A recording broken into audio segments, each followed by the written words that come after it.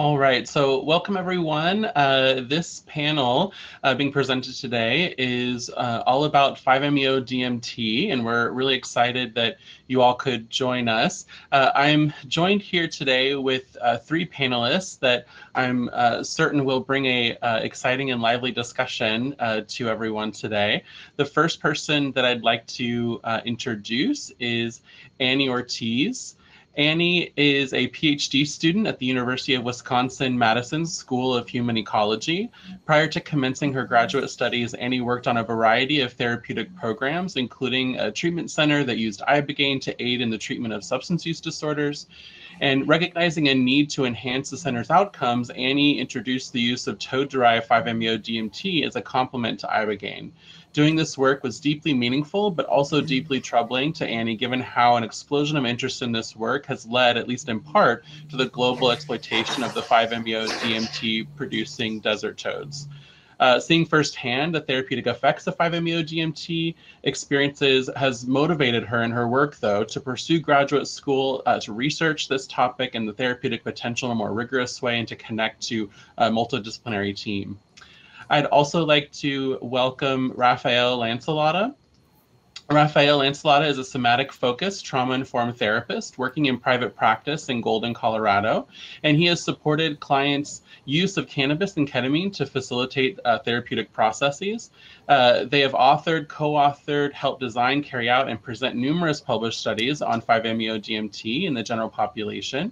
And they serve as a founding board member and secretary of the Source Research Foundation, which is a foundation that aims to connect, inspire, and support students who study all types of psychedelics, including 5-MeO-DMT. And last but not least, I want to welcome Ali Cortina to the stage. And Ali is a master in social sciences and humanities from the Universidad Autónoma Metropolitana Coahuilpa. I probably did not say that correctly, and I apologize if I did not. He specializes in a line of research that he calls social dimension of psychedelic knowledge, in which he articulates methodological theories such as participant observation, history and anthropology, discourse analysis, and the social construction of knowledge.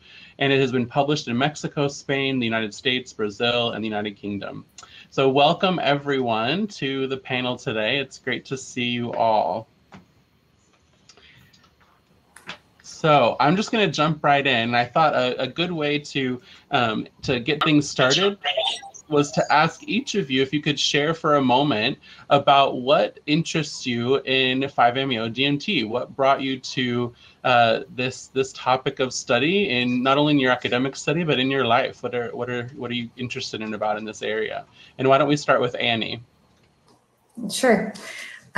So as Alan shared, I work in a variety of therapeutic programs, and after living in Costa Rica for 2 years working at a therapeutic boarding school, I returned to Hermosillo, Sonora, where I'm originally from. And within 6 months, I was introduced to 5-MeO-DMT from the toad. And I witnessed in a small group of people that were working with it some really transformational changes. And I kind of reasoned what would happen if this experience was made available to people in early recovery. And so I connected with the folks at Crossroads Treatment Center and designed the 7-day program that was going to implement the use. And doing that work was really mind-blowing. And the clinic kind of was open to experimenting with that. And that's how I got into it. Thank you, Annie. Rafael, how about you? Well, so for me, I think, my introduction to 5-MeO-DMT was more through, and talking with other people who had used it before. And similar to Annie, I had witnessed many people have some very powerful experiences with it.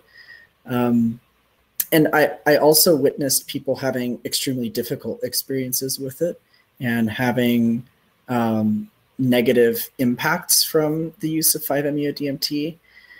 And through my experiences with it, I definitely felt, that it was something that had a great deal of potential And I also felt that it needed a very controlled environment in order for it to be of maximum value.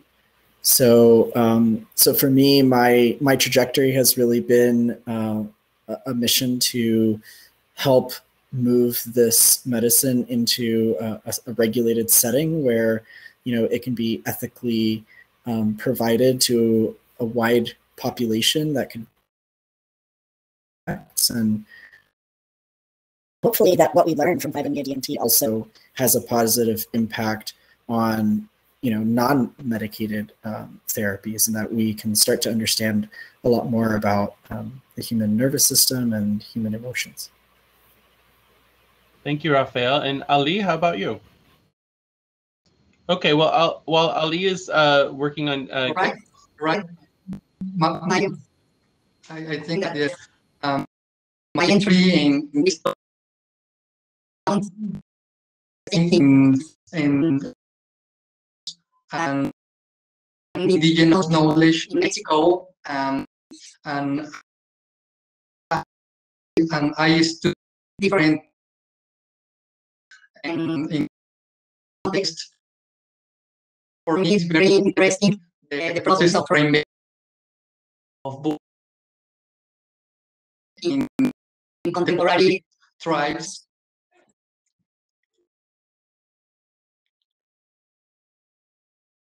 Thank you, and thank you everyone for sharing a little bit with the audience about how you got interested in this. I'm curious if we can start off with, you know, for those of the folks in the audience who may not know much at all about this molecule, I thought, Rafael, if we could start with you just for a moment, what types of acute and enduring effects are we seeing in the research in terms of what people are reporting out there with this molecule? What are people likely to experience? So we're seeing that people are experiencing improvements in depression, anxiety, PTSD symptoms, and improvements in substance use disorders. And we that these effects have been related to the intensity of mystical experience that people have had, as well as how personally meaningful their 5-MeO-DMT experience has been. And so we're seeing that it really matches a lot of the research that's being done with other psychedelics. In some ways seems to amplify some of the that we're seeing in other research. And Annie, I'm curious if you might be interested to comment on some of the possible personality changes that one might experience, not only maybe kind of immediately after a 5-MeO-DMT experience, but also in the long term. You know, what are things that you saw both in the clinic that you provided, but also some of the reports that you've heard about? Yeah, I would follow up with people informally with a set of questions, and I compile their answers. And some of the emerging trends that I started to observe is that people would report feeling deeper, like a heightened capacity for perceiving beauty, and less self-centeredness, and a deep sense of gratitude, a sense of reconnection to self and others, much like as Rafael was saying, we're seeing also with psilocybin. And also this really compelling sense of needing to take good care of their bodies, like what they ate and how much they exercised, and becoming a lot more mindful about how everything that they bring in impacts their mood and in the way they carry themselves. And in terms of the acute effects that I observed right at the clinic, in the context of the ibogaine clinic, after ibogaine, people have a really reduced appetite. And so after the 5-MeO, their appetite would be regained. And if they were experiencing residual withdrawals, those would fade. And it tended to really lift their mood, which they found to be valuable in the context of early recovery. And I'm curious about, and this is for anybody, I'm curious about some of the potential differences that might occur depending on whether the molecule is synthetic or whether it's derived from the toad venom. You know, there's a lot of debate, I think, right now about, you know, are the effects different? And, you know, obviously, you know, scientific studies on this are still in the early days, but I'm just curious if people want to comment on either the evidence that we have seen or what your thoughts are about this question about the difference between toad venom and synthetic 5-MeO.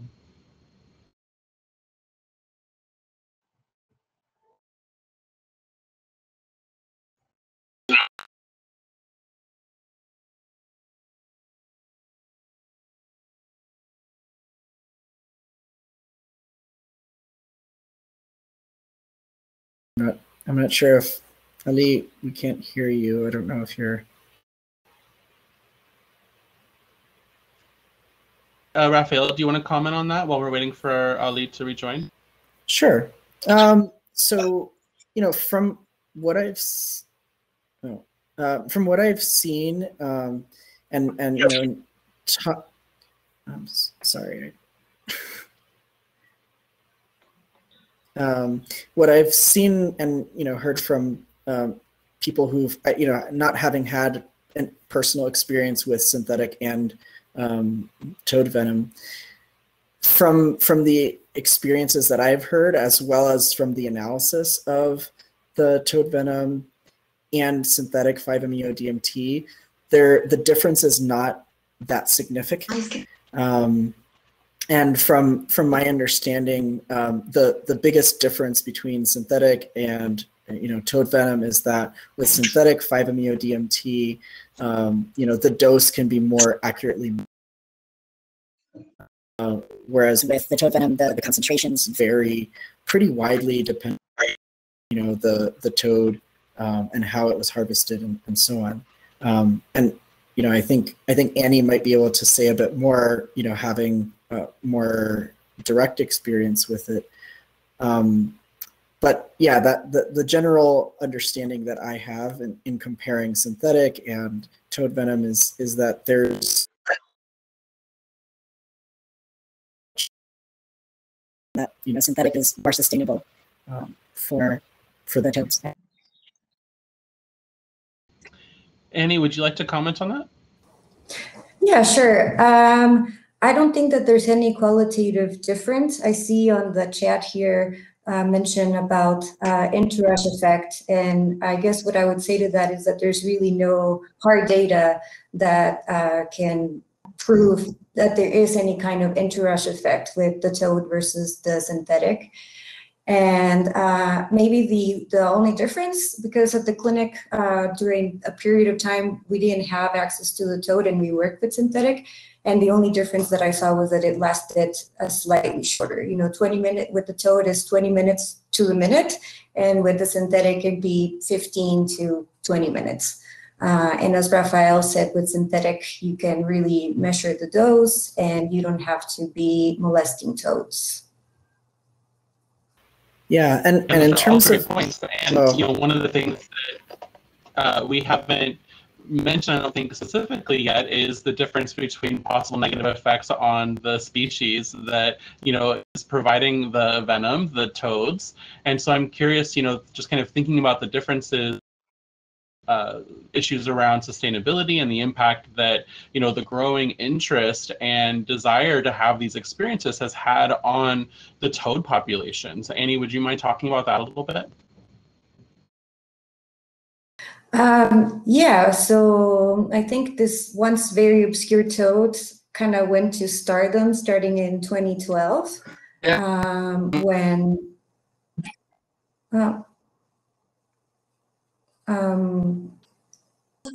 is Ali trying to share something? So at any rate, each year there's. I think we're having a lot of feedback. Is everyone else hearing the feedback? Yeah, we've muted Ali.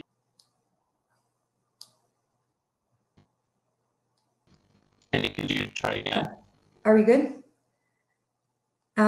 So I'm saying that I think starting in 2012, there's been an increasing amount of foreigners.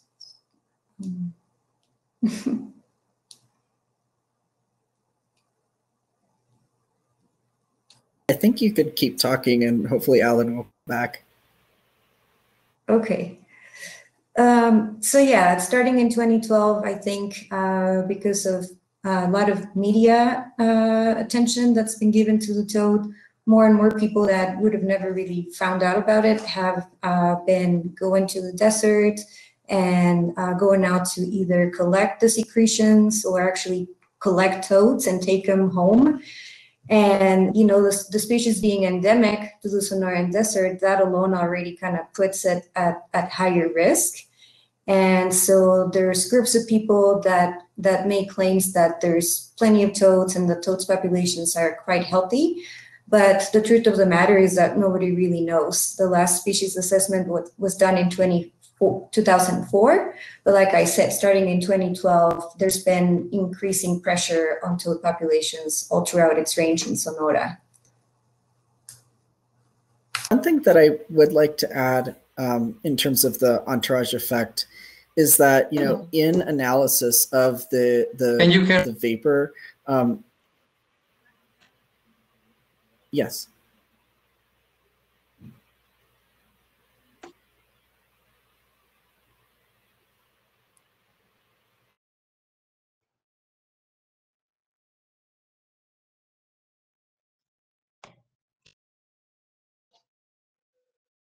Alan, you're muted.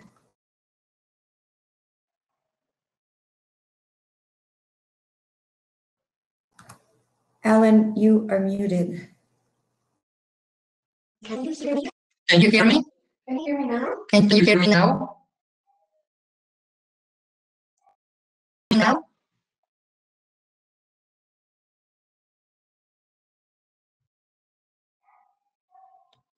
Yeah?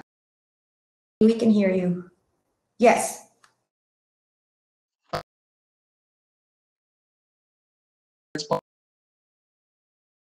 Question. I think that there is no scientific evidence and restrictions to the subjective realm, and only those widely experienced can account for this difference. In Mexico and Latin America in general, animistic and spiritual conceptions carry great weight. Of course, from a pharmacological point of view, it can be said that the alkaloid responsible for brain psychoactivity is 5-MeO-DMT, but from a cultural point of view, in Mexico, there is not so much importance in comparing the toad. Scientific people prefer the secretion of the toad for its natural qualities and relation to the cosmic cycles of the earth, in which the toad spends nine and comes out 3 months. For many connoisseurs, this is what is important: the biological time cycle of the toad itself and what this can transmit in the subjective realm of the psychedelic experience. I even dare to say, despite talking about synthetic 5-MeO-DMT, there are people with the ability to differentiate the value of 5-MeO-DMT that is extracted from virola or anandenantera to one that comes from tryptophan or from melatonin. In the eyes of the science, it is simple. It is an alkaloid. In the eyes of those experience, there are abysmal difference.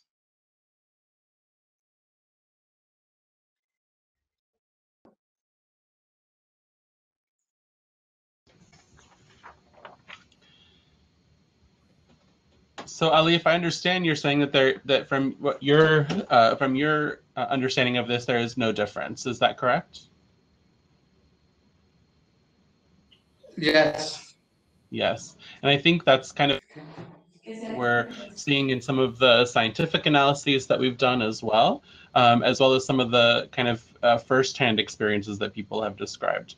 And yet there is this growing push still for people to, I think, not only to seek out toad medicine in particular, but somehow there is this pervasive belief that that the natural product, in this case, the toad medicine, is going to somehow be better than the synthetic. And I think that, you know, with other plants medicines or other organically derived psychedelics, there is a kind of a rich cultural history that one might kind of, you know, is contained within that belief and understanding of what the plants or the other organic medicines are bringing to the experience.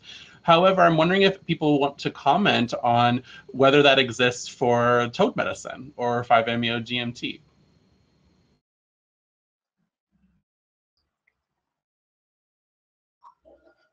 Only those people with a big experience in medical practice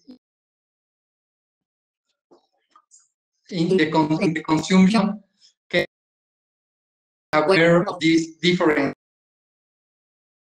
point of view and social is pathological.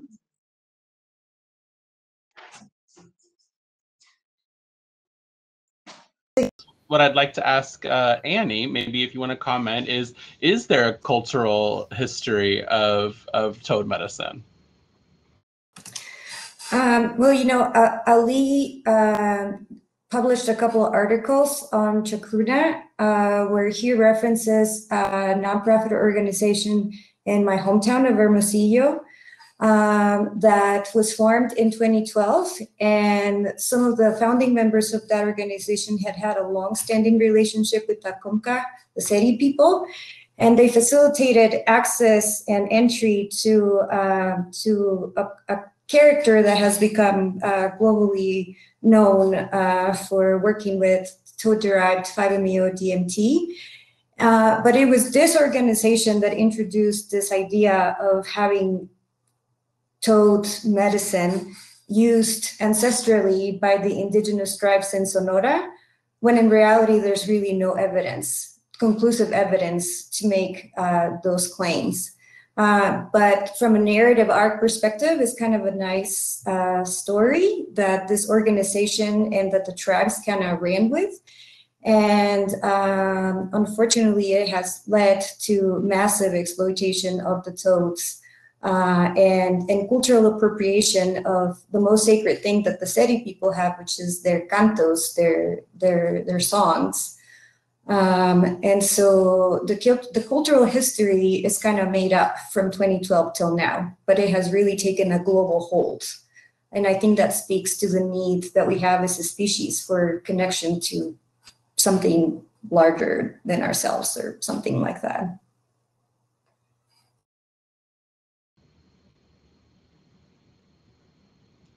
Yes, Ali, I think you wanted to say something?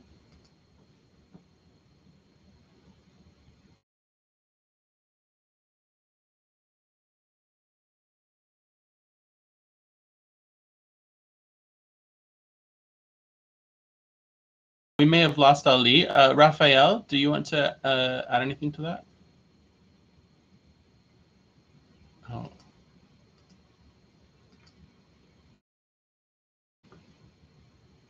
Okay, well, we've lost Rafael. Let me try again. I think he's back.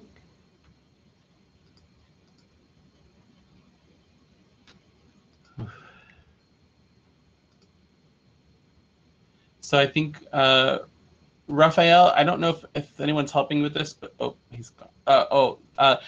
Can you check the settings on the right underneath all of our pictures? Does it show how you can allow your microphone again if it's not for some reason not working?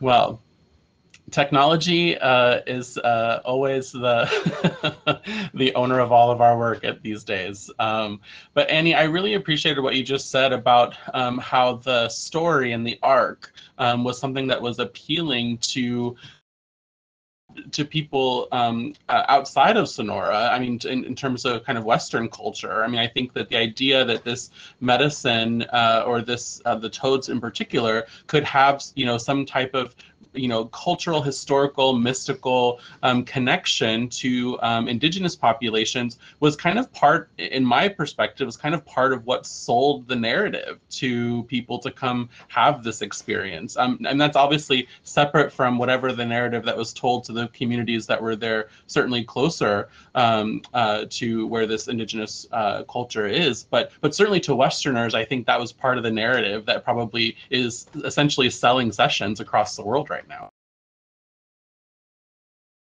Absolutely. Mm-hmm. And as we're waiting for Rafael and Ali to hopefully come back on, I'm wondering, Annie, if you might want to talk a little bit about some of the things that you've been studying in your work. You know, one of the things that our audience might have heard about is the nature of reactivations that has been probably, you know, a part of lots of different psychedelic topics with different psychedelics, but it seems to be for 5-MeO-DMT that it's particularly common or frequent. And I'm just curious if you want to share a little bit about the work that you're doing on that topic and what you found.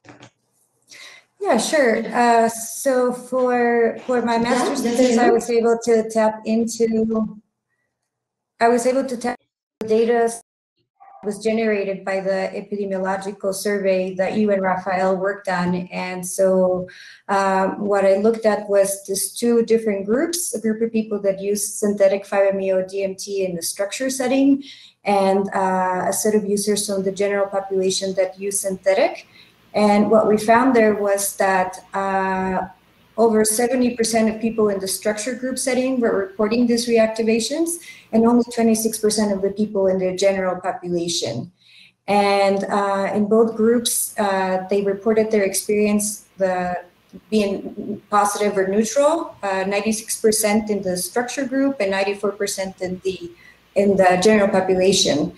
And some of the common things that precipitates these reactivations can be either meditating or using cannabis, and mainly people report having these reactivations as they're drifting off to sleep. And I think Rafael can say a little more about reactivations. They seem to be benign for the most part, but there have also been cases when they're reported to be in the sort of popular literature that people can really struggle for weeks, if not months, with unwanted reactivations. That I think it's a result of improper dosing. Rafael, would you like to add anything to that about your understanding of the reactivation phenomena, and perhaps talking a little bit about what are some of the potential concerns about reactivations, especially, you know, in a growing market for people who want these experiences, maybe without the right kind of preparation or integration support, as we might find in certain cultures, but also certain clinic settings? Sure. Can everybody hear me? Thumbs up if you can hear me. Okay, great. So, you know, in regards to reactivations, you know, it's a very, as Annie was saying, it's a very interesting phenomenon. And it seems that the phenomenon is highly dependent upon the context in which the experience is had. So I think Annie, as I popped in, Annie was talking about, you know, the structured group that reported reactivations being seen as a positive experience. However, you know, it sounds like that group was also kind of primed with the idea that the reactivations were a good thing and were to be expected and were part of the process. You know, I have worked with very difficult 5-MeO-DMT experiences and actually found the reactivations to be incredibly traumatic. And, you know, that had a lot to do with not having adequate preparation, as well as not having context for what the reactivations were or the adequate support. And so, this, I can also reference a study that I helped with, which we compared reactivation experiences between different routes of administration. And what we found was users who were using 5-MeO-DMT intramuscularly were reporting less reactivations and less severity or intensity of those reactivations compared to a group that had vaporized 5-MeO-DMT, a synthetic 5-MeO-DMT. And so for me, like what it brings up for me is the idea that the phenomena of reactivations may have to do with a shock to the nervous system, and so any kind of shocking experience can be relived in a positive way or in a negative way, depending on how someone is relating to that experience. So, I think that kind of looking forward in terms of as we are looking at how we can approach reactivations and how we can protect around those experiences is, number one, recognizing that if we are going to saturate our nervous system or overstimulate the nervous system in a certain degree, that we also are committed to spending the time and having the support in what happens after that. And we can also start to see that different routes of administration or different approaches with 5-MeO-DMT in ways that are less shocking to the nervous system can actually prevent these kind of persisting effects without decreasing the long-lasting benefits of a 5-MeO-DMT experience. So I think that it is important to talk about how the reactivation experiences aren't necessary in order for people to report long-term benefits from the use of 5-MeO-DMT, but that reactivation experiences can be a positive thing for some people, as well as something that's very difficult for other people. So I think ultimately what we need to be paying attention to is that this is all highly dependent on the circumstances and the support that people are having around those experiences. That's a great point, because as the market for these experiences continues to increase, especially in Western society, I think that one of the dangers that we see is that, because of the possibility of this reactivation, and it seems to be, I think, based on the evidence that we have so far, that it seems to be more likely with this specific molecule compared to other psychedelics, and because of the intensity of the experience and the brevity of the experience, that people just, I think, are by default going to be at a little bit of a higher risk for experiencing some of these reactivation experiences. And because of that, I think it's really important that the people who are facilitating these experiences take that into consideration when they're working with people. I wonder if either of you want to talk about some of the things that we've seen. I mean, I think our audience probably has heard at least some rumors, or maybe heard some of the things that have come out in the last few years about inadequate provision of 5-MeO-DMT experiences, either with the toad or synthetic, and what are some of the potential risks and real serious threats that have come to people who've had these experiences with providers who really aren't equipped to handle that.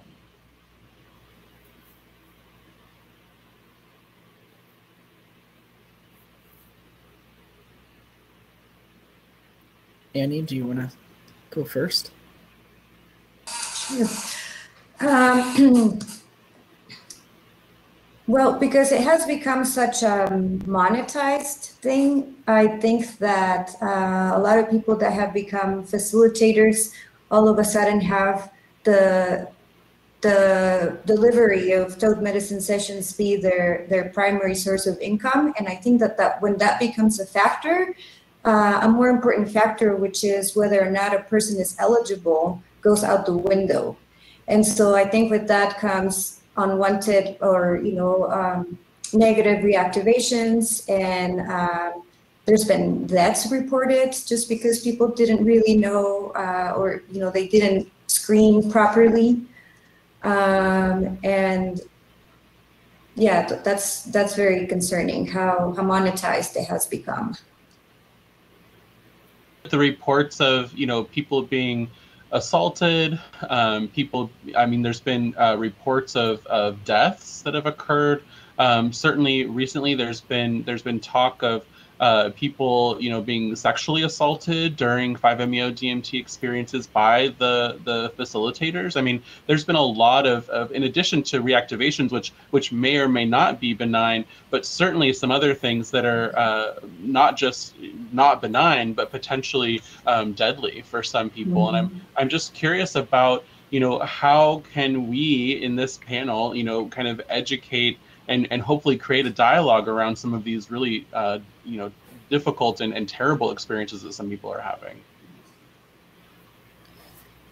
Yeah, I think I would like to add, you know, like what Annie is describing in terms of, you know, when money is brought into it and when it's happening in an underground situation, the motivations to properly screen and properly support people in these experiences, which, you know, I mean, I'm definitely coming from the background of being a trained and licensed therapist. And so for me, you know, these experiences open so much subconscious and unconscious material that requires a lot of support and a lot of good relationship to help integrate those experiences.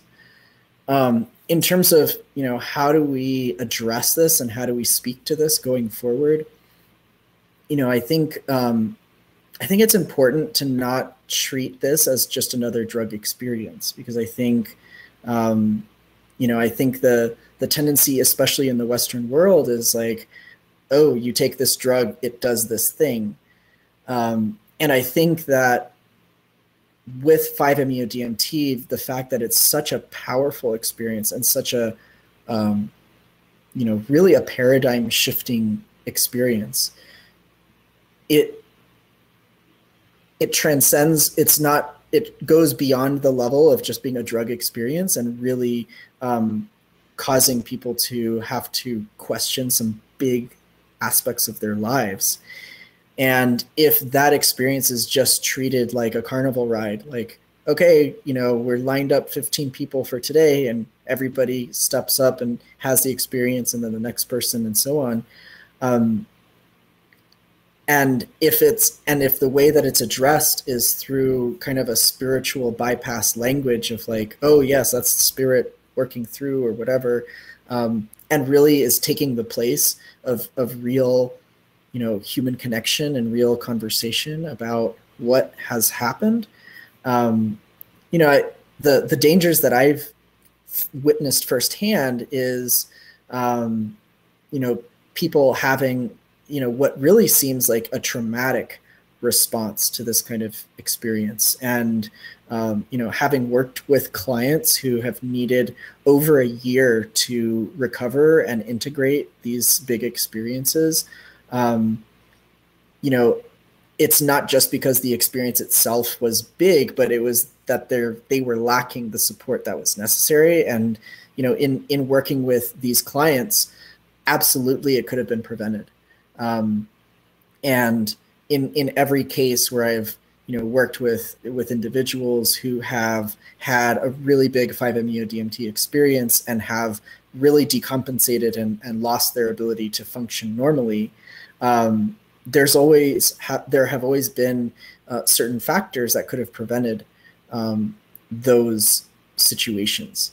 And so for me, I think it really falls on, you know, recognizing how powerful this is, and for people to recognize that it's a great responsibility to be administering this drug to another person. You know, I think that there's a lot of harm reduction information available, and I think that people need to be able to make their own decisions. But I think that because we're seeing promising data come out with 5-MeO DMT, there also can be a certain level of desperation and people seeking, you know, to be healed or to have an experience that's going to make them feel better. And ultimately, I think healing, regardless of the route that we take, healing is a process that takes time. And so if that healing is not taken with utmost care, then we fall into some of these problems. Well, I wonder if we can turn that over to Annie. Annie, what do you think about the reasons why we're seeing some facilitators who aren't, taking good care of the people who are coming to have experiences, or who maybe are acting unethically in this space? Why do you think these people are kind of in positions of power to do that?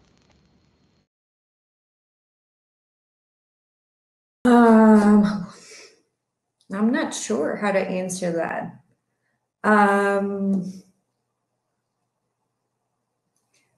I think they some of these global characters that are in the field, really ran with that appeal to tradition fallacy and kind of supported themselves with this narrative of ancestral use, and that right out the gate empowered them to have like a big following. And again, I said earlier, I think it speaks to this sort of global sort of spiritual emergency that we find ourselves as a species, that we're looking for something that can help us transcend our pain or our trauma or our depression, anxiety. So the experience can be so powerful that there seems to be some kind of imprinting that happens, and so that kind of power that these facilitators get builds on itself, and I don't know, maybe there's not enough critical thinking going on to really weigh the pros and cons of do I want to have this experience at the cost of ecocide, or I don't know. Yeah, one of the things that I've wondered about this is, with one thing that's often reported from people who've had a 5-MeO DMT experience is that they realize that they are God. And I kind of wonder for some of these practitioners, because they're also seemingly partaking of the medicine repeatedly, sometimes with or repeatedly in a day, or with the people they're providing it to, if somehow there are some people out there who forget that they might have had this realization, but that also applies to everyone else, that everyone else is also God, or everyone else also has this power. And I think for some people, there seems to be some risk of personality change, that almost as if, for some people, maybe who have more of a narcissistic personality, or who tend to maybe kind of reintegrate into more of that kind of narcissistic spectrum, if there's a risk of them, acting unethically because they believe that they've received the message that they're in power, they're in control, and they are God. And so what prohibits them from acting any way that they want to? Yeah, I think that it can, definitely, this is one of the double-edged swords of this particular substance, is that it can really cut through a lot of defense mechanisms that people have in their psyche, and within a controlled setting with therapists who are able to identify those defenses and work with those defenses, that can be an incredibly useful thing. However, in a setting that that is not supervised by someone who's able to identify these traits and hold people accountable to these traits, it can be very easy for those defenses to come back in a much stronger and more complex way, that actually kind of assimilates the experience and then uses that experience to strengthen those defense mechanisms. One of the defense mechanisms that that you're referring to, Alan, is that of the narcissistic defense, right? This defense that can be developed where that they're infallible, and that can get tied in with the God complex or things like that. So I think that definitely, I think that there is danger for that. And again, I think we have seen that given LSD and the amount that LSD was used, and the people who gained access to it and just kind of incorporated it into their lives, I think we're seeing something similar here. And I think is in some ways seems more dramatic because, with 5-MeO-DMT, it's a shorter experience. It seems easier to kind of pop in and out. And the ego can reassemble itself so quickly without much reflection that I think in some ways can be very insidious in the ways that, someone can kind of jump into that role. And Annie, thinking about that, some people have also said that because 5-MeO-DMT is such a powerful molecule to decrease the barrier between self and other, right, and kind of thrust someone into a non-dual experience. Some people have argued that means that if there's no barrier between the self and another person, and you're the same, then that absolves people of things like consent, or absolves people of things like personal power and autonomy to have control over their bodies. And to me, it just seems so ridiculous that you, even in a non-dual state, how one could assume that they have power and control over someone else. But I'm just curious if you want to comment on that issue around kind of the non-dual state and what that still means for things like consent and ethical behavior. Well, I mean, I think the fact that facilitators or anybody could really have that kind of logical thinking, I mean, that's just a testament of how unfit they may be to even be carrying this work. Because as you say, that's outrageous. Even if you're in a non-dual state, that does not give you access or grant you permission to do anything to the person without consent.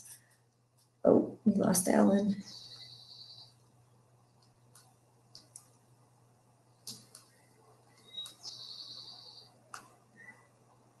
There's a question for you on the chat, Rafa. I don't know if you want to take that one here.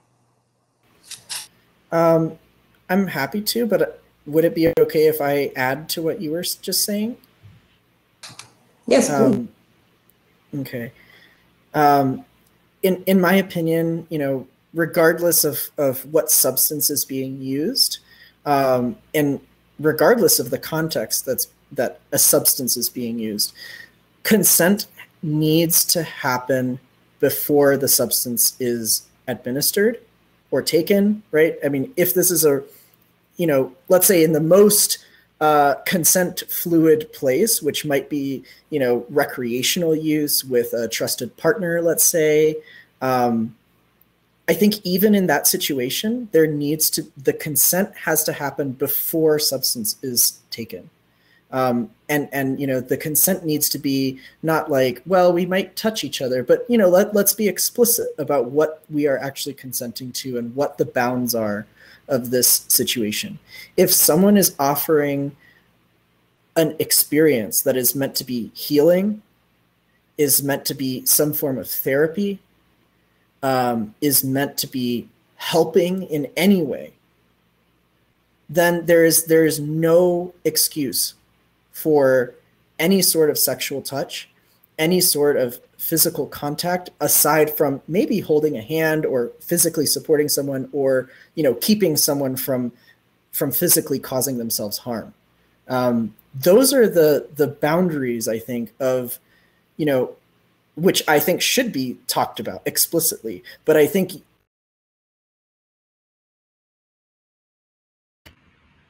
oh no, I think we lost Rafael.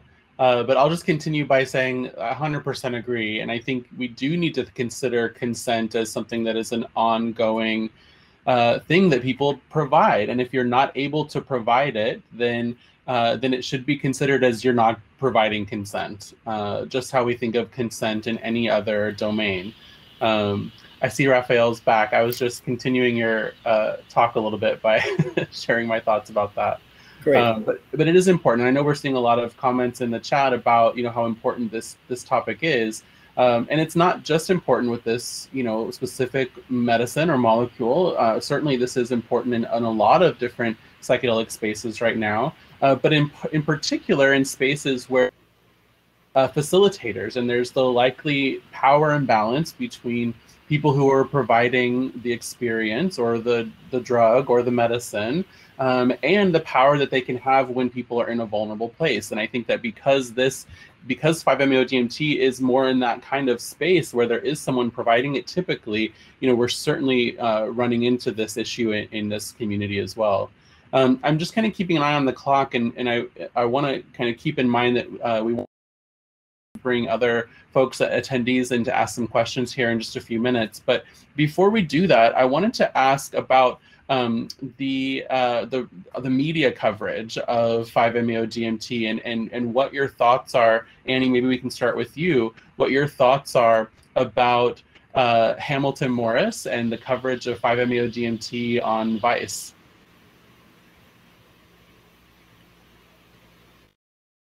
Yeah, I remember watching the first episode, and there's a scene where somebody is smoking 5-MeO in front of a creek, and the person just kind of falls flat on their face.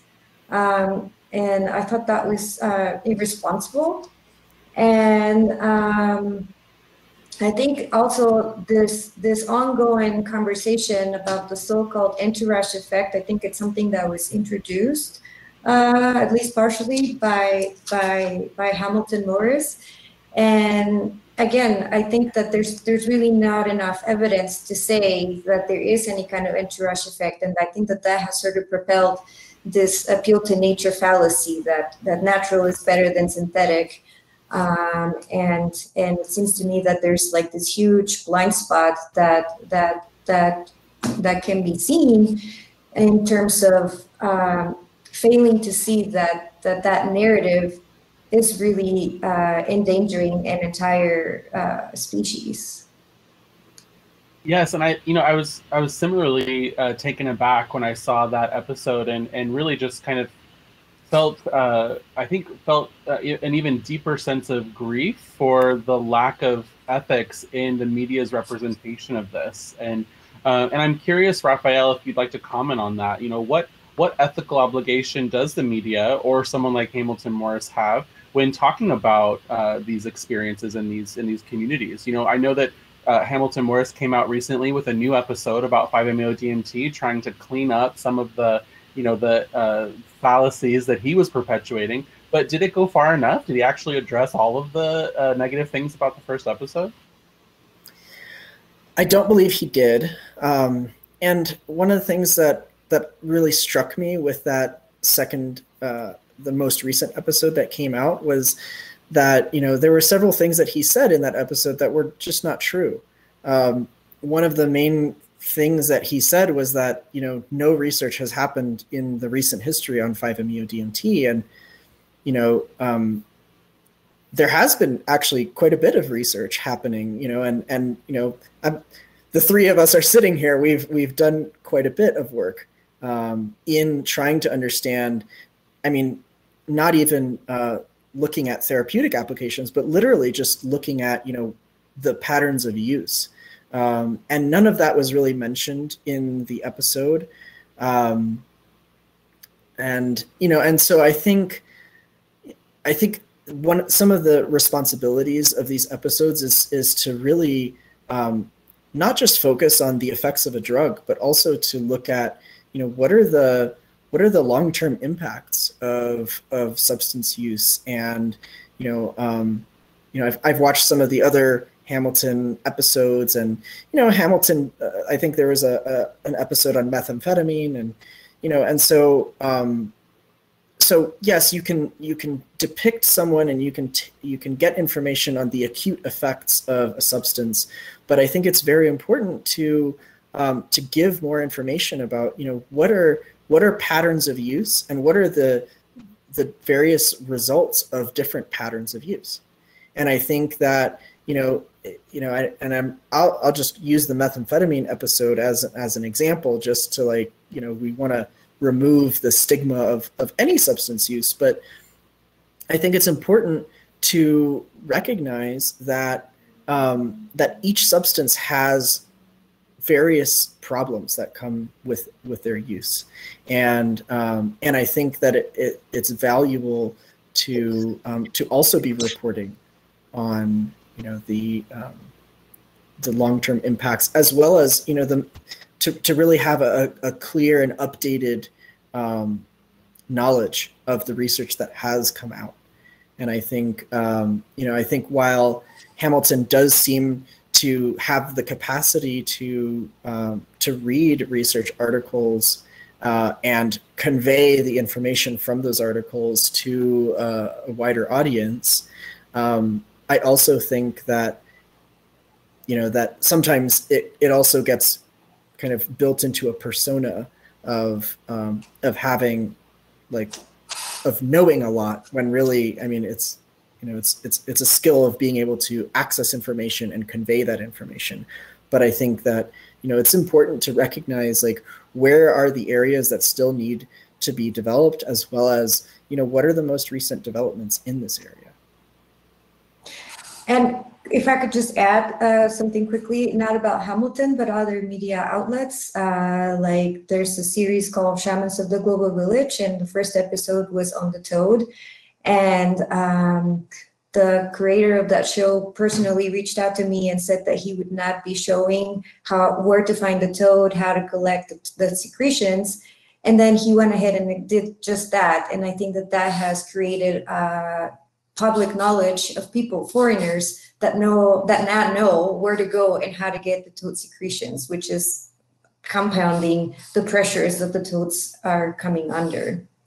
So I think part of the responsibility is to not propagate lies of ancestral use. Right.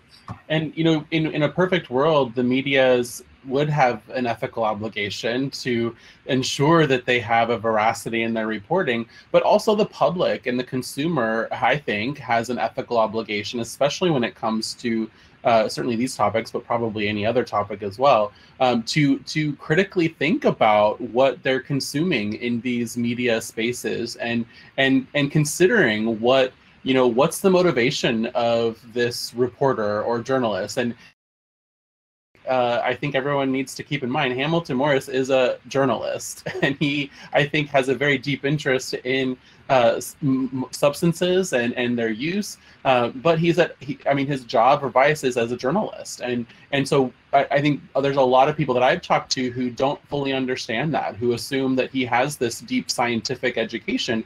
And I certainly don't mean to discount the knowledge that he brings to the topic, or the knowledge that any other reporter might bring to the topic, but certainly as a scientist and having worked with the media on reports just to talk about my research, I've realized that they often don't get it right, even after having in-depth conversations with the people that are in charge. And sometimes that's, I think, a naivete on the part of the journalist or the media outlet.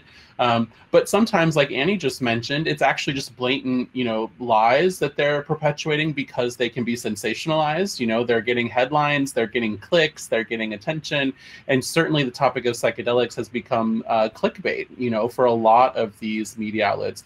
I think recently we were all talking about this panel and talking about how many times Forbes magazine has come out with an article on 5-MeO-DMT in the last year or two. And it's been a lot more than you'd think in an outlet like Forbes magazine. So I think that's just one indication of how sensationalized this topic has become, certainly in Western societies. I want to ask a comment on what are some, at this point, and I think it's just Annie and I again for the moment. So Annie, this is for you. But what thoughts do you have about cultural appropriation as it relates to 5-MeO-DMT? I mean, I know that there isn't a long-term, at least not that we can tell, there's no evidence to support a deep cultural, connection to toad medicine, but there is still this myth of of a cultural connection, and because of that, there is still this kind of appropriation that's occurring of even though it's a myth, people are still kind of appropriating this connection. And I'm just curious if you have any comments about that. Yeah. So this nonprofit organization that I referenced earlier, I was part of that for a few years, and so I was firsthand witness of how members of this organization approach, like I said, first the Seri people, then the Yaqui people, then the Tohono people, which are desert tribes in Sonora. And with the Seri people, because there were these episodes in Shamans of the Global Village and Vice episode and Hamilton's Pharmacopoeia, it's a story that really got out. With the Yaqui people, they were like, the Yaqui people are known for being fierce warriors and defenders of their culture and their water and their territory. And when they heard that narrative, made up narrative, they were like, and they were not able to penetrate, to put it in a way, their community. But when they approached the Tohono people, I don't know if you are aware of this, but they have become the #1 exploiters of the toad, because they have a huge medicine bank and they have contacts in Mexico City. And so they collect, they have really unethical collecting practices, and they send this to Mexico City, and then from Mexico City it's sent to Europe. And so, it's unfortunately the damage that this nonprofit that I was a part of for a couple of years, what that did to propagate these lies and to make it be this global boom, it's going to be hard to undo. But I think these kind of spaces and conversations that what can start to set the record straight. A critical piece of this is that we come back to an understanding of what evidence is and what truth is, and the fact that the loudest speakers in the room, or of any room, whether it's a large platform like a Vice or a media platform or not, that the loudest speaker in the room does not necessarily mean that they're the most truthful speaker in the room, and so it's really important that these messages of what's true in terms of the history of 5-MeO-DMT is what we can kind of get out there, and hopefully the people who have the platform right now out there in the global community will continue to be challenged in terms of the narrative that they're providing. And I tend to be somewhat of a trusting person, and I hope that people like Hamilton Morris and other journalists who are covering this space will also start to think more critically about the stories that they're perpetuating, and whether or not what they're hearing is actually accurate or not, and doing the due diligence to explore the factual or not factual nature of what they're reporting. And we've talked a lot about things. There's been obviously this growing kind of desire, I think, for these experiences, certainly in Western cultures. We've also seen, this new lots of conferences come up in the last few years. The World Alvarius Congress is one of them. The Fair Trade Toad organization. I'm just curious, thinking about where we're at now, and kind of how much this has exploded in the last couple of years. What are each of your biggest fears about the increased use of 5-MeO-DMT that's likely to continue to grow exponentially in the coming years? Rafael, why don't we start with you? Yeah, I think my biggest fear is my biggest fear is that people will get hurt, and that the people already desperate and seeking help and seeking relief from their suffering, and getting misinformation that using a substance is going to relieve that suffering or end the suffering. So I'm afraid of people making decisions based on misinformation. I'm afraid of people exploiting vulnerable people with the use of the substance, which definitely leaves people vulnerable to suggestion, vulnerable to manipulation. I'm worried about that, and I'm also worried about not this substance not having the opportunity to be used in a safe and ethical manner, which I do think. So just like any tool of healing, you know, the surgeon's scalpel is often the metaphor here, right? The scalpel in the hand of someone that's completely untrained is like not going to do very much good, but in the hand of someone who's skilled and fully understands the use of this tool, it can actually save someone's life. So I guess my fear is also tied into my hope, which is that, you know, that there will be an opportunity for this substance to be safely and responsibly, and that there will be the opportunity for trained to roll out this kind of help. Thanks, Rafael. And Annie, how about you? What's your biggest fear about where things are headed, but also what's your biggest hope? What I would add to what Rafael said is that something similar. My biggest fear is that stories of negative impacts will mount because of improper use before we get a chance to really do highly controlled clinical trials that allow us to really have hard data, hard evidence that can tell us what it can be used for. And in terms of the toad, my biggest fear is that we're going to be doing a survey of the population starting this summer. And my fear is that a lot of places where the databases that the herpetologists have that show that in 2004 there were really healthy toad populations, that we're going to find a lot of localized extinction. And on that note, my biggest hope over the next few years is that we as a collective find a way to shine a light on the blind spot that we are kind of falling into, and really weigh things and say, you know, does my spiritual enlightenment or involvement or even mental health well-being justify an entire species being wiped out?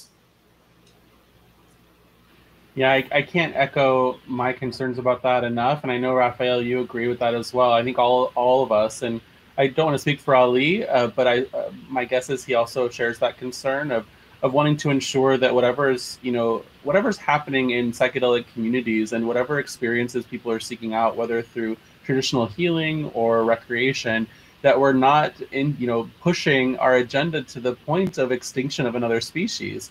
I mean, this is not just unique to toad medicine. This is also an issue, I think, that certainly affects plant species as well. And there's obviously issues regarding sustainability of plants as well as of toads. But certainly we have to consider this as these experiences are commodified and turned into a capitalistic venture, which of course is something that we're seeing, not only a huge uptick in lately, but we're going to continue to see in the coming years as some of the psychedelics achieve, medical status and certainly decriminalization status in a variety of places around the globe. So I would like to look to our Q&A, and for those of you, I know we've had some questions already put in the Q&A. If you'd like to add some, I'll try to get to as many as we can in the next little bit of time. One of the things that I've seen come up in the Q&A and also in the chat has been questions about kind of mental health and past trauma that people have experienced. And I'm just wondering if there's any way to comment on, are there certain types of mental health conditions that one might have, or symptoms that they've experienced, or trauma histories that would actually make it, not a good idea for them to seek out this experience? Are there any contraindications that we want to comment on? Obviously, a lot of the evidence that we've seen has pointed towards people saying there's benefits in these areas, but are there any big concerns that we've heard about or found in our work? Yeah, I think one of the biggest contraindications is the lack of support, and I can't stress that enough. There is such a value to having good relationships in one's life that allow someone to have a really difficult experience, even if it's unexpected, and continue to function and receive something positive from a difficult experience. I think what differentiates someone who has a difficult experience and is able to function versus someone who has a difficult experience and completely decompensates is the amount of support that they have, whether that's through, you know, therapists, good friends, supportive family, and so on. So, you know, in terms of contraindications, you know, if we're specifically looking at mental illness or, you know, challenges that come from that, I think, you know, if someone has never done any work on their trauma, has never received therapy for trauma, does not have support around a traumatic experience, and is just going to do 5-MeO-DMT in order to address that, I imagine that would be incredibly difficult, and it would definitely be the hardest way of approaching trauma work. You know, I think also individuals who are suffering from like anxiety disorders, you know, and, you know, I think that if there's mental illness involved, I think that there has to be clear and close oversight and really adequate preparation to have an experience with 5-MeO-DMT that can be helpful. The chances of, you know, I think there are people that have 5-MeO-DMT experiences and report lots of improvement. I have lots of theories around like why that is, and I would love to really develop the research even further to explain those kinds of experiences. But I do think that that, you know, they're having that kind of preparation and support makes all the difference. And then, you know, I think the traditional contraindications are, you know, any kinds of psychotic disorders or bipolar disorders.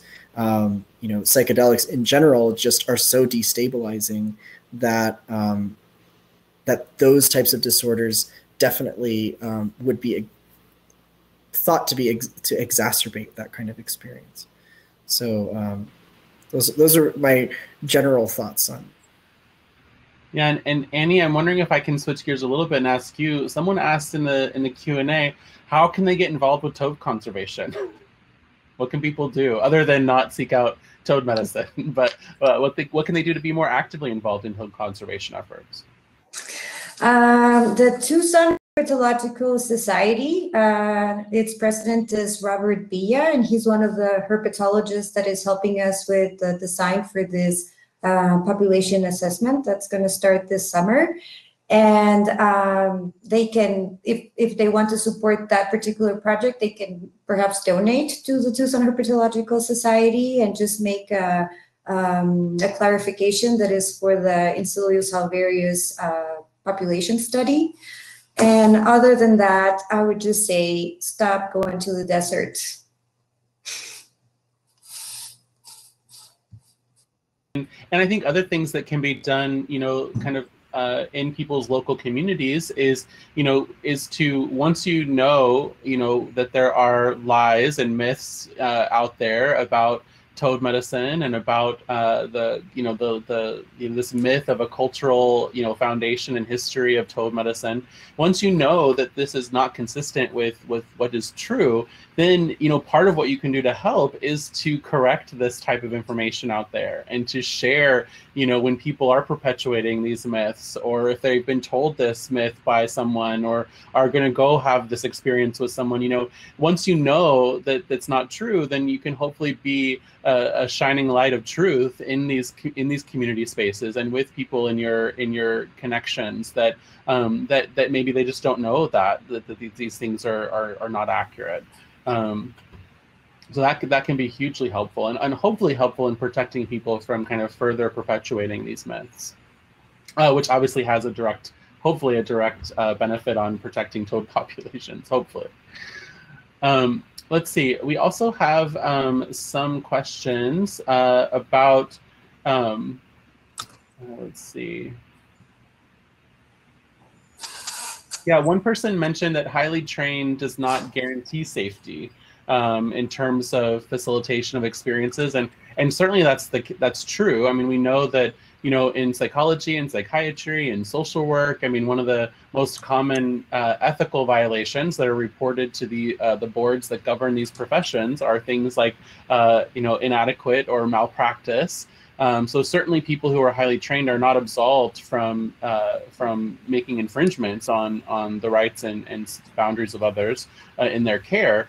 But I think, and I'm curious to hear both of your thoughts about this, but I think that what we're trying to get at is that the consumer, the customer, should go into these experiences, you know, with these thoughts in mind of how do I assess whether or not this facilitator is, you know, someone who is trained or trustworthy? What types of things might people be on the lookout for? And I think one of the things that I always think of is, you know, are they offering things like screening and assessment? Are they talking about why preparation is so important and helping to prepare? You know, are they talking about what's going to happen in the days and weeks after and how there are or aren't going to be available to you to facilitate integration or to help you with those resources? You know, I've had some people reach out to me because someone literally kind of came into their community one day, dosed everyone with 5-MeO DMT, and was gone the next day. And there was really no care or attention to these types of experiences. But I guess getting back to how I started this question, you know, highly trained people are not always,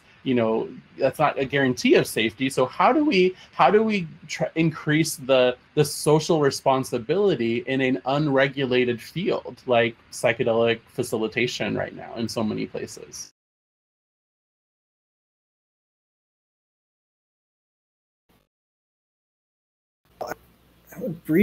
I would like to briefly just respond to the, you know, the idea that that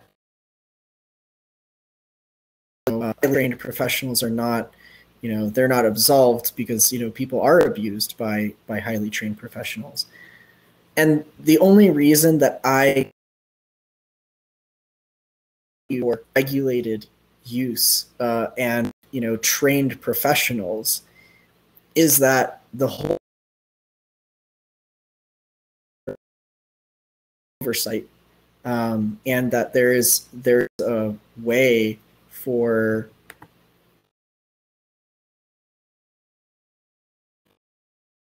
right. I mean, I think that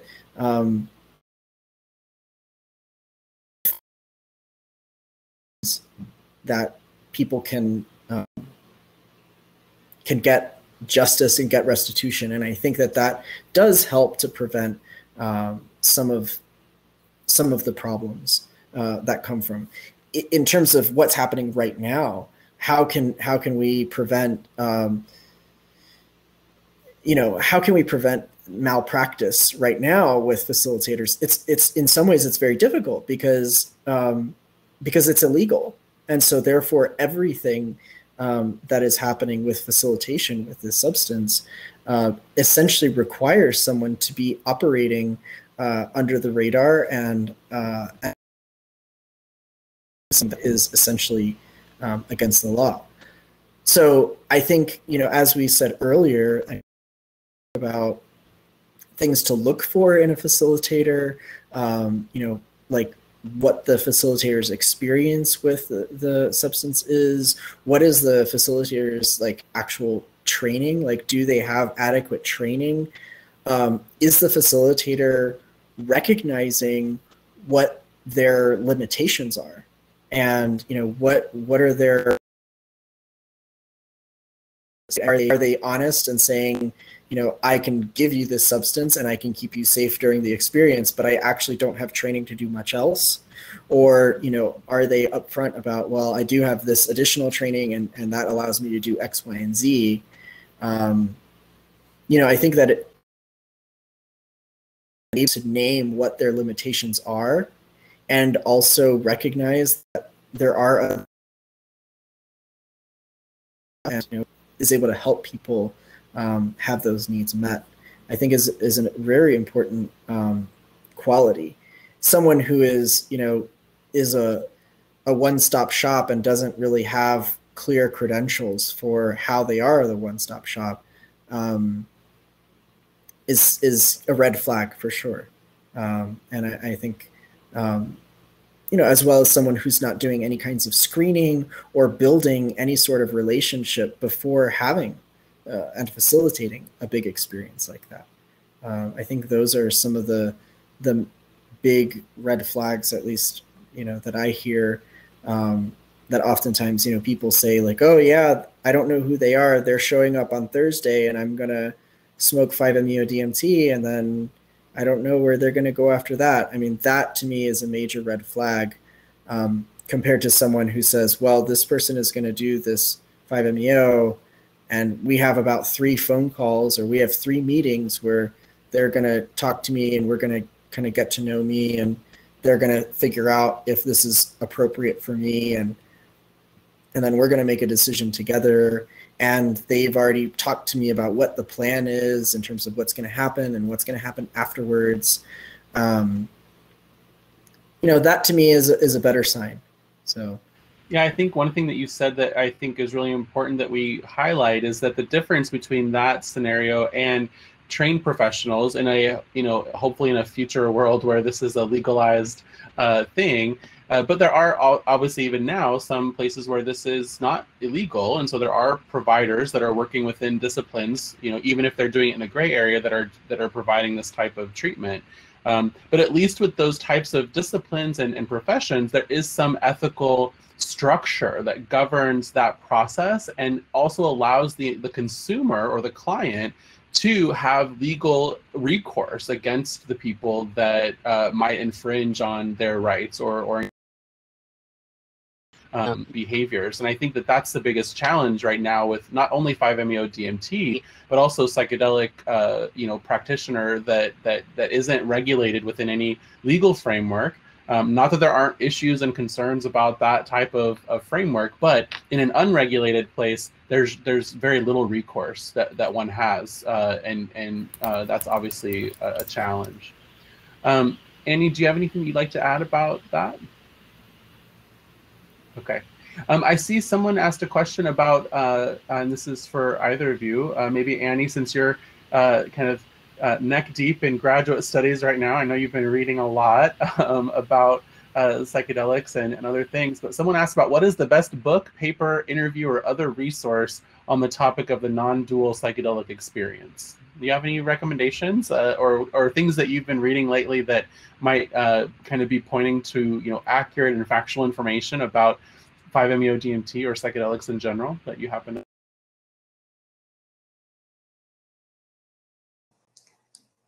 I can't think of anything right now. There's a paper on non-dual states, but it has more to do with Buddhist meditation, not so much psychedelics.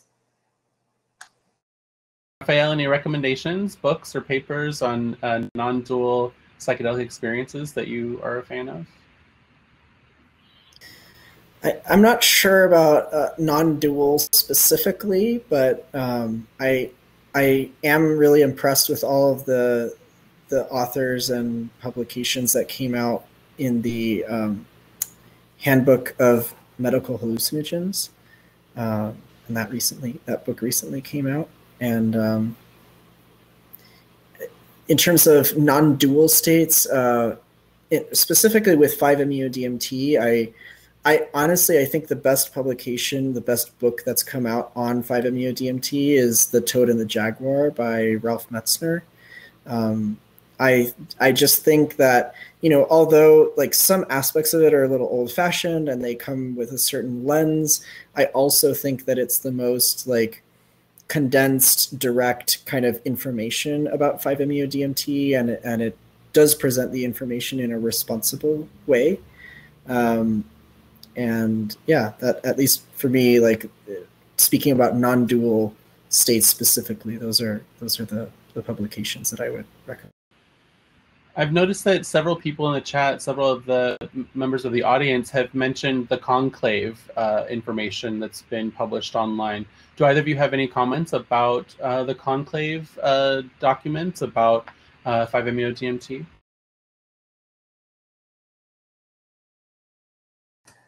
I don't, but Rafael typed in the chat the 5meodmt.org forum, and I think that's a really good source.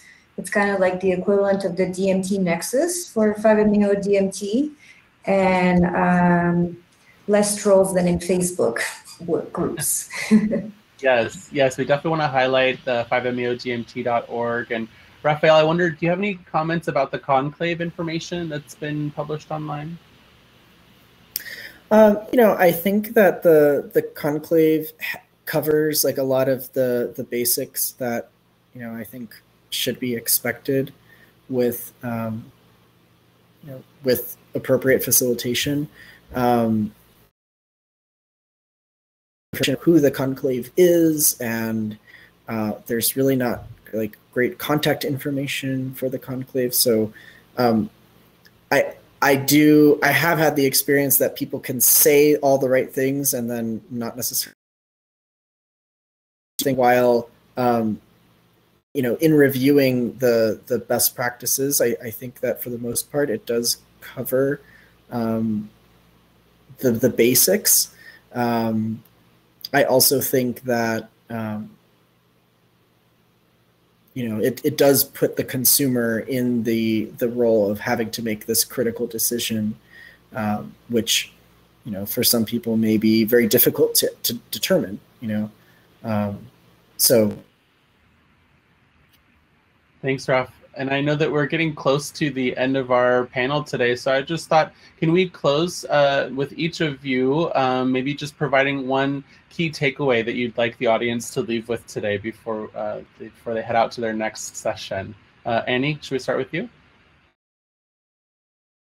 I guess I would repeat what I said earlier, which of what is my biggest hope. I really do think that we kind of rise up to the occasion, and that we have the courage to practice what I learned about in a book called Emergent Strategy. They introduced this concept of dialectical humanism, which they define as the cycle of collective transformation of beliefs that occurs as we gather new information and experiences, meaning that an idea you had or an activity you had, which you engaged in, which was correct at one stage, can turn into its opposite at another stage. So even I, that at one point called 5-MeO-DMT toad medicine, and that I work with the toad secretions, I have kind of transcended that phase, and I hope that as a collective we all can do that.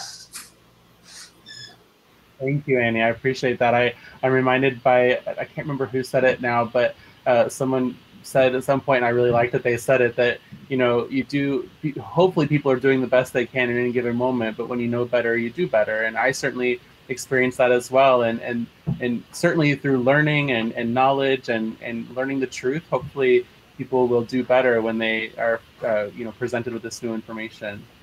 Rafael, any last things that you'd like, the key takeaways for the audience before we wrap up? Sure. My biggest hope is that people can do critical thinking, that people can really take the time to know themselves and know what is right in their heart, and live from that place. And I, that our culture can renegotiate its relationship with substances, which is not just about getting to know the substance, but getting to know oneself in relation to those substances. And yeah, I think ultimately, when it comes to experimentation with psychedelics in general, I love the phrase "start low and go slow." Thank you, Annie and Rafael. And I know Ali has had some difficulty engaging with the technology today, as we all have in certain ways. So thank you to Ali for his contribution to this, and thank you everyone for attending. And we certainly, I think all of us are open to questions. You can email us. You should be able to Google several of us and contact us if you want. You can certainly find me, and I can connect you to others via email. And so please reach out if you have any questions. But best of time with the rest of the conference, and we'll see everyone later. Bye-bye. Thank you, Alan. So to be here with you. Thank you, Alan and Annie. Yes. Thank you. Bye-bye.